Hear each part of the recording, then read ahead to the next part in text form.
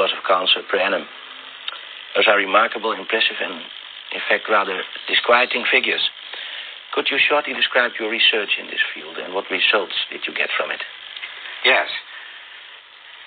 The 70,000, of course, would represent 1/5 of all the cancer deaths in the United States, twice as many from breast cancer in women and twice as many as from lung cancer in man. Our studies involve comparing the deaths of all persons in the 10 largest fluoridated cities of the United States with the 10 largest non-fluoridated cities in the United States year by year. And we obtained a very remarkable curve, which you can see here perhaps. Here is the fluoridated, and here is the non-fluoridated set of 10 cities each. Here's where the fluoridation started, and before this time, both sets of cities were identical. But no sooner had fluoridation started than this curve began to go up. The deaths began to increase, so that this effect occurs very promptly within 1, 2, or 5 years. Now this, sir, is conclusive evidence that fluor kills because of cancer. It is one of the most conclusive bits of scientific and biological evidence that I have come across in my 50 years in the field of cancer research.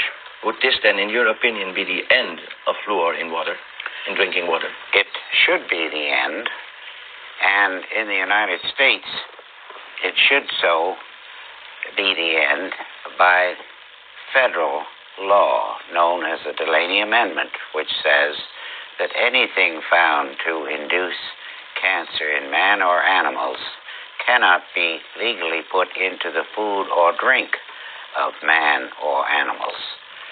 And so this is all less than 1 year old, so that it entirely changes any previous ideas of fluoridation that anyone may have had, because this is the first real indication of an important effect. Now, in this country, of course, the state of the dental state of the Union, the way people's teeth look, is incredible indeed. Would you say that stopping fluor had other effects than increasing the dental problems in this country?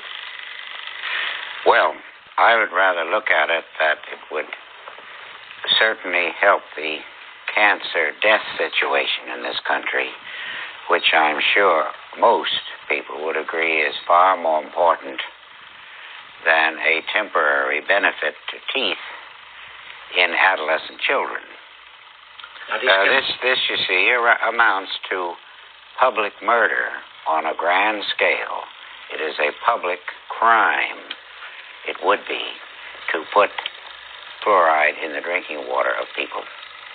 Now, the children of this cameraman and mine, sir, take fluor. Should we stop this immediately?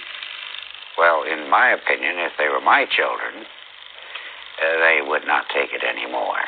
I can only recommend for myself, but I would suggest to you that they stop it.